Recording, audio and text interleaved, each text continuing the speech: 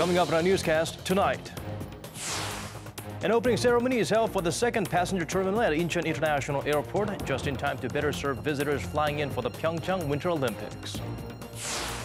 Korea's virtual currency market goes into a tailspin following reports of strong government intervention, but the finance ministry reassures there won't be drastic measures like shutting down exchanges. Freezing weather in Korea is not only grounding flights and disrupting traffic, but also affecting people's health as the number of cold-related conditions like frostbite and hypothermia increases by the day. NEWSCENTER begins now.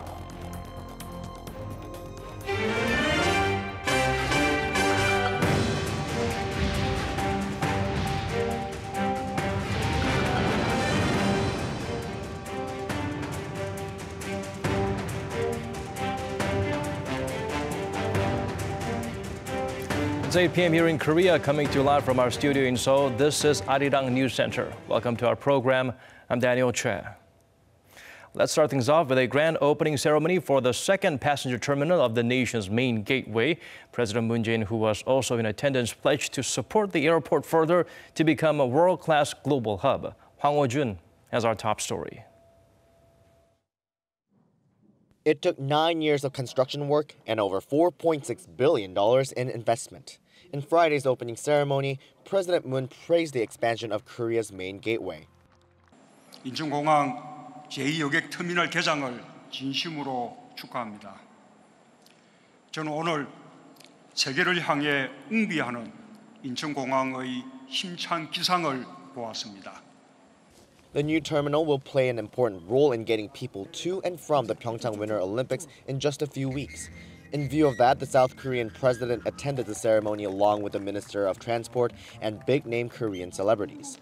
He emphasized that a country's airport is a measure of its national strength and level of international exchange. He praised it for making real the concept of a smart airport by implementing cutting-edge IT technology, including artificial intelligence and automation, making the airport much more passenger-friendly. President Moon also noted that with the new terminal, Incheon Airport can now accommodate more than 72 million travelers a year. With just the first terminal, it was 54 million. However, he warned against complacency and called for the airport to reach beyond Northeast Asia and become a global hub. 이제 우리는 외국인 관광객 2천만 명 시대를 준비해야 합니다. 국민소득 3만 불 시대, 우리 국민의 해외여행도 더욱 늘어날 것입니다. 개방 동상국가를 지향하는 우리에게 물류 허브는 국가적인 과제입니다. President Moon pledged to support Incheon Airport's expansion so that it can accommodate about 100 million passengers a year by 2023. And regarding the upcoming Pyeongchang Winter Olympic Games, he urged the airport workers to give their warmest welcomes to the visiting athletes and tourists and to give their full attention to safety measures and anti-terrorism readiness. The second passenger terminal is set to open to the public next Thursday. Hwang Ho-jun, Arirang News. Moving on to other stories now. Thursday's announcement by Korea's Justice Minister on plans to shut down all cryptocurrency exchanges rattled the domestic Bitcoin market. And today, the finance chief also delivered his stance on that matter. Kim Mo-gyun shares with us his remarks. Korea's finance minister Kim Donghyun has said that all ministries of the government share the same thoughts on the need to regulate the nation's overheated cryptocurrency market. Speaking to reporters on Friday, Kim said that the relevant ministries need to hold further discussions over the Justice Ministry's plan to ban cryptocurrency exchanges, but he stressed that the government will continue to carefully look into possible countermeasures against speculative investment in virtual coins. Justice Minister Park Sang-gi made a shocking announcement on Thursday on the ministry's plan to shut down cryptocurrency exchanges, following which billions of dollars were wiped off the global cryptocurrency market. The minister soon softened his stance, claiming that the shutdown was not a done deal, adding that careful consideration with other government agencies is needed. The Korean government has been striving to cope with the overheated local cryptocurrency market, which has seen abnormal price jumps with Bitcoin trading at prices up to 30% higher than other currencies due to the so-called kimchi premium. An expert in the industry attributed the sudden boom in digital currency trading in Korea to be down to its simple and fast-changing nature. The ups and downs in cryptocurrency don't have a specific cause. It's very simple and prices fluctuate fast. I think this is why the market has spread so quickly, especially among young investors in their 20s.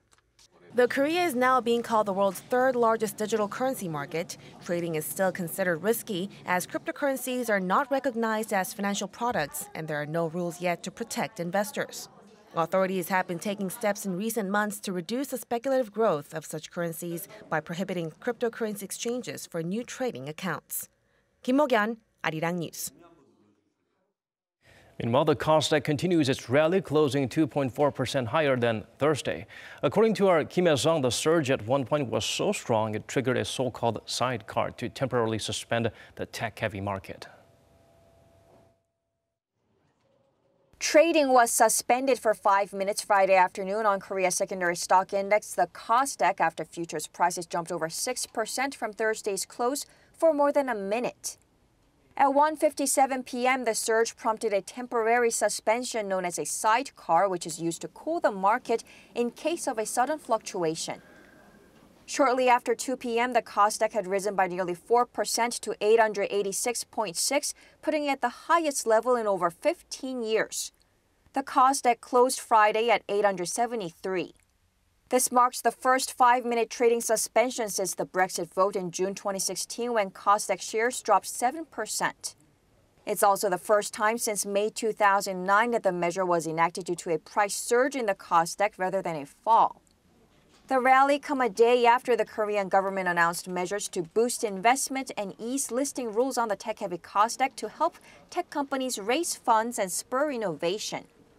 Shares of biotech companies were the main driver, particularly pharmaceutical maker Celltrion, whose shares jumped more than 10% in one day, mainly on foreign investment. Kim Hye-sung, Arirang News. Given a confidence boost by increased domestic consumption on top of booming exports, the Finance Ministry expressed optimism on the Korean economy in its December report. But some critics are not convinced, they are rather skeptical. Kim Ji-yeon explains further. Despite growing concerns of soaring youth unemployment and labor costs, the Ministry of Strategy and Finance maintained its bright outlook on the local economy. In its monthly economic assessment report called Greenbook released on Friday, the ministry said the Korean economy is on a steady recovery path on the back of rising exports and a rebound in domestic consumption. It reiterated its assessment from the Greenbook for November, which pointed at a rebound in domestic consumption as Korea and China decided to mend ties and move past their brawl over Seoul's deployment of the THAAD anti-missile system on the Korean peninsula. The following report for December showed that the number of Chinese visitors was gradually increasing as the rate of decrease of Chinese tourists to Korea stood at 36.7% in December on year, while the previous month the rate was over 42% and above 69% in July. Retail sales jumped by 5.6% on month in November due to increased sales of winter clothing. That jump is in stark contrast to the previous month, which recorded a near 3% decline. However, experts are not entirely convinced of the ministry's optimistic outlook, even despite promising numbers in Korea's exports, which stood at a record high of $573.9 billion last year. Although there are signs that show relations between Korea and China are recovering, it's still early to tell whether their improved ties will boost the local economy. The expert added that job creation in the private sector still remains sluggish, while labor costs have increased with the rise in Korea's minimum wage to $7 per hour, up 16.4% from last year's. The youth jobless rate in 2017 also edged up to 9.9%, the highest level since data was first compiled in 2000. Kim Ji-yeon, Arirang News.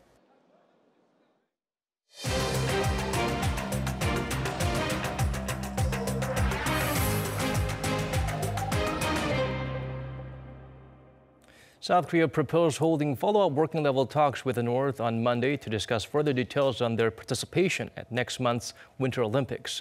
According to the nation's Unification Ministry, the proposed time will be at 10 a.m. South Korea time at the Panmunjom Peace Village, where the recent talks were held. Unification Vice Minister Chun Hae-sung will lead South Korea's three-man delegation. Seoul said it has already sent a proposal to Pyongyang for its participation in the Winter Games and is working on details related to other cultural events. Koreans have another reason to look forward to the upcoming Winter Olympics. Both North and South will be part of the sporting celebrations. However, supporting the visiting athletes from across the border will be a tricky task as the regime is still under heavy sanctions by the UN. Kim Young-gil shows us how Seoul can play a great host to Pyongyang without violating these international measures. Seoul's government promises to support the visiting North Korean delegation without violating the UN Security Council's sanctions aimed at curbing the inflow of hard currency into North Korea. The government plans to closely cooperate with the UN Sanctions Committee and the US to prevent the North's visit to the South from sparking a row when it reviews the necessary measures to support the North's participation. North Korean experts say providing support to the North Korean delegation made up of athletes, a cheering squad, art performers, a taekwondo demonstration team, and journalists will not be a problem as long as money isn't given to the North directly. Providing hard cash is not allowed, but apart from that, we can practically provide any conveniences they might need, as the U.S. has welcomed the North participation as well. The expert added that since the support was related to the Olympics and a gesture of peace, providing support to the North Korean delegation in Pyeongchang does not violate UN sanctions. We have to ask the international community for its understanding. The UN Security Council can make an exception for Pyeongchang and allow things like providing accommodation, food, and transportation. In 2014, South Korea provided over $400,000 in support for North Korea's expenses when a team from the North stayed in Incheon for the Asian Games. It is highly likely that North Korea will choose the land route to send its delegation to South Korea, as entry of North Korean airplanes and ships into South Korea is banned. Kim Young-gil, Arirang News. After sharply escalating tensions through months of verbal sparring with Kim Jong-un, Donald Trump's latest comments raised eyebrows. This time they seem to suggest the American president may be taking a different stance on the regime and its leader. Lee Jong-un turned to some experts for their take on the change in tone. Judging by recent comments from U.S. President Donald Trump, Washington might appear to be taking a more open stance toward Pyongyang. Trump said on Thursday in an interview with the Wall Street Journal that he probably has very good relations with Kim, stressing that he does indeed have relationships with people.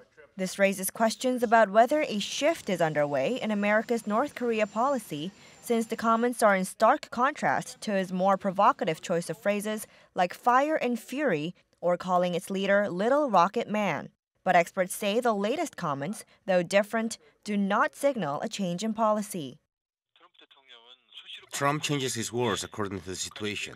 So if North Korea refuses to negotiate the nuclear issue or makes another provocation, his attitude could flip 180 degrees and then we'd see him play the more pressure and sanctions card. The expert adds that since the upcoming 2018 Pyeongchang Winter Olympics could be used as a platform for peaceful dialogue, Trump's latest comments might be a strategic way of bringing North Korea to the discussion table. Also, with the inter-Korean high-level talks that took place on Tuesday, experts think Trump is choosing his words more carefully. It doesn't look like President Trump changed his mind on North Korea, but tactically, he does not want to antagonize North Korea this time because South and North Korea, the talks between two countries are in progress. In the interview, Trump said his past attitude toward Kim Jong-un was all part of a broader strategy. But the general opinion of pundits is that Trump plays it by ear and that his latest comments were what he deemed strategically necessary in the current situation. Lee Jong-hyun, Arirang News. Prime Minister Shinzo Abe reiterated Tokyo's stance. Seoul's decision to denounce the 2015 agreement on wartime sex slavery issue is unacceptable. The focus now shifts to a potentially frosty meeting between the two countries' foreign ministers in Vancouver. Kwon Jang-ho provides a glimpse of what's to come. For the first time since South Korea's announcement of follow-up measures to the 2015 Seoul-Tokyo Agreement on Japan's wartime sex slavery issue earlier this week, Japanese Prime Minister Shinzo Abe has made remarks denouncing the decision. The 2015 Japan-South Korea Agreement is a promise between two nations. Keeping this promise is an international and universal principle. We cannot accept South Korea's unilateral demands for additional measures. He also said Tokyo has sincerely carried out the deal thoroughly and that Seoul needs to do the same.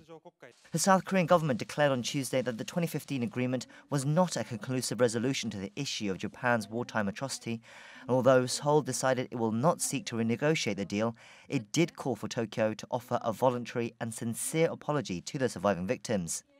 Japan has strongly maintained that the 2015 deal was an official apology and that the issue has been settled by the landmark agreement. The dispute is expected to carry on till next week, when the foreign ministers of both countries will meet in Vancouver, Canada, for a special international summit on the situation with North Korea. Although a bilateral meeting has not been confirmed by either governments, Tokyo's foreign minister Taro Kono has been quoted saying that a meeting definitely will take place.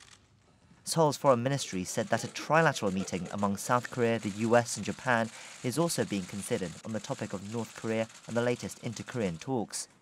A separate South Korea-US meeting has been confirmed after Seoul's top diplomat Kang Kyung-hwa spoke with a US counterpart Rex Tillerson on the phone on Friday. The two are said to have discussed Tuesday's high-level talks between the two Koreas, the first in 2 years. Tillerson described the development as encouraging, while Kang thanked Washington for its efforts in pursuing denuclearization on the Korean peninsula and for playing a role in supporting Tuesday's inter-Korean talks.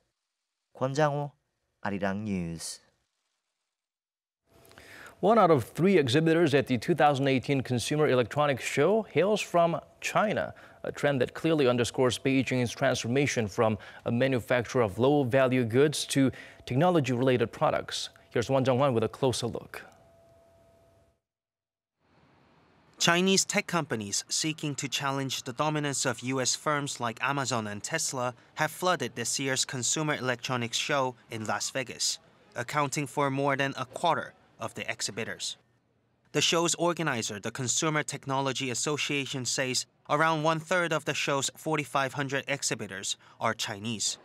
According to a professor who's currently attending the 4-day event, which runs through this Friday, the world's biggest consumer electronics and IT trade show is gradually becoming a platform for China to showcase its vision. Every year, the power of China in these industries is getting bigger.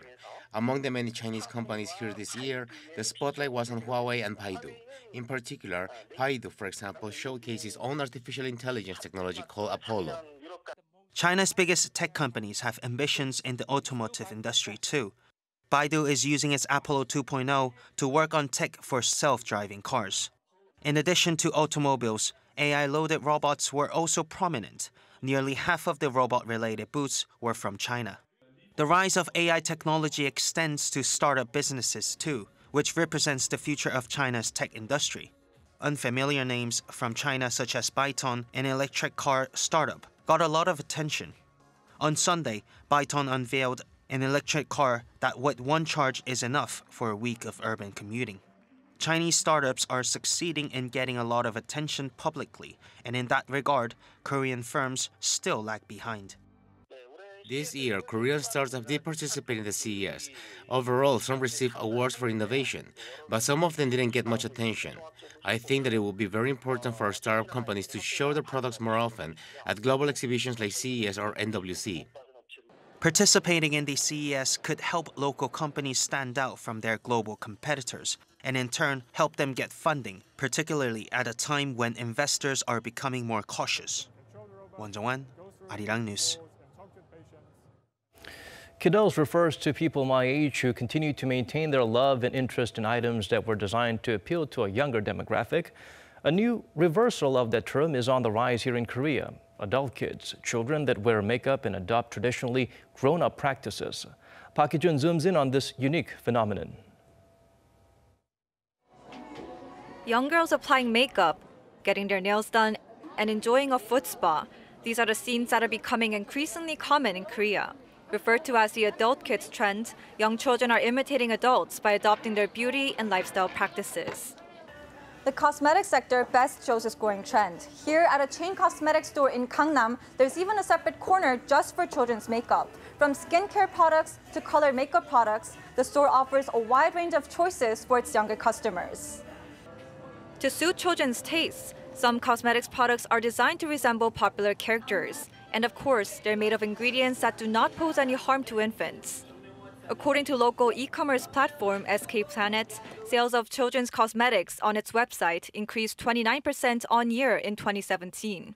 Lipstick sales shot up nearly 550%, nail polish 233%, and makeup boxes 101%. I like my daughter trying on makeup because it's nice to see her enjoying it and recognizing how beautiful she can be. The Adulkids trend is on the rise partly due to parents wanting to share their experiences with their children. This department store has allocated a whole floor for children and their parents to enjoy a variety of activities. Not only is there a kids' playground, but there's also a spa corner where little children can get manicures and a foot spa. We prepared this floor to focus on the trend of families shopping not only to buy products, but to share experiences. We plan to expand areas like our cosmetics corner for these families. While there are concerns that certain beauty products could be harmful to children and that placing too much emphasis on appearance could negatively affect their cognitive development, the Adulkids trend will continue to expand at a rapid pace. And this trend is likely to extend to fashion, lifestyle, and other categories. Park Hee-jun, Arirang News. Freezing weather conditions across Korea made more and more people fall prey to cold-related illnesses. Thankfully, though, temperatures are forecast to rise over the weekends. For details, let's turn to our Cha Sang-mi. Amid an extended cold snap, Korea is seeing a rising number of people going to the hospital for emergencies caused by exposure to the cold. According to the Centers for Disease Control, around 260 people have been diagnosed with cold-related conditions like frostbite and hypothermia this winter through January 11th. The figure is up 55% from the same period last year. There are two main kinds of cold-related illnesses. One is hypothermia and the other is frostbite. 80% of the people diagnosed had hypothermia, and as of Thursday, we had recorded 7 deaths. Hypothermia occurs when body temperature drops below 35 degrees Celsius and does not return to normal. Those affected by hypothermia and frostbite have mostly been over the age of 65. The recent extreme cold in Korea and some other countries is said to be from the North Pole. As a jet stream weakened, cold air was able to escape from the Arctic and it's trapped now at lower latitudes. Southern Korea has been the worst hit by freezing temperatures and strong winds. Some water pipes and sprinklers in Busan froze and burst. Authorities especially called on the residents of Jeollanam-do Province and Jeju Island to be careful since many streets and roads are still covered in ice. In Gangwon-do Province, where dry weather advisories are in effect, the authorities have called on residents to be careful with any potential source of fire. Seoul's Hangang River is also frozen, and the authorities are urging the public to avoid the risk of cold-related illnesses and injuries by dressing up warmly and keeping hydrated. Cha Sang-mi, Arirang News.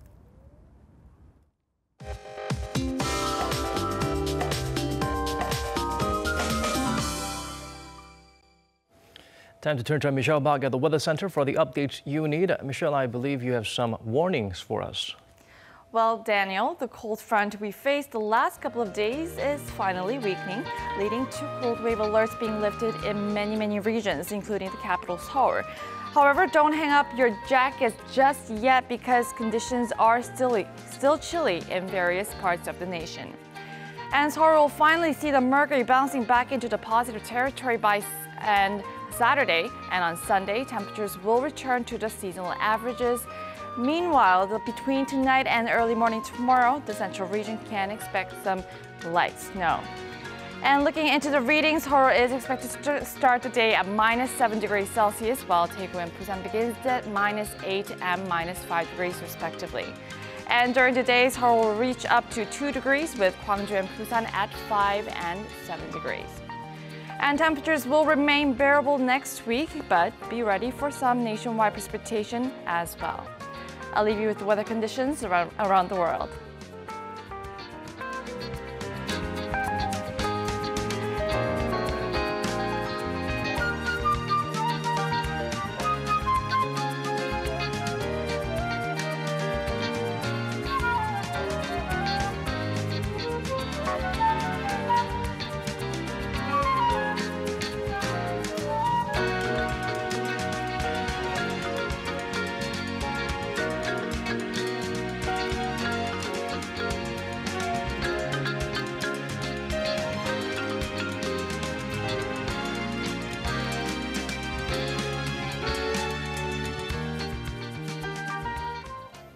That's all we have for you on this Friday's edition of Arirang News Center. Thank you for watching. Hope you have an incredible weekend.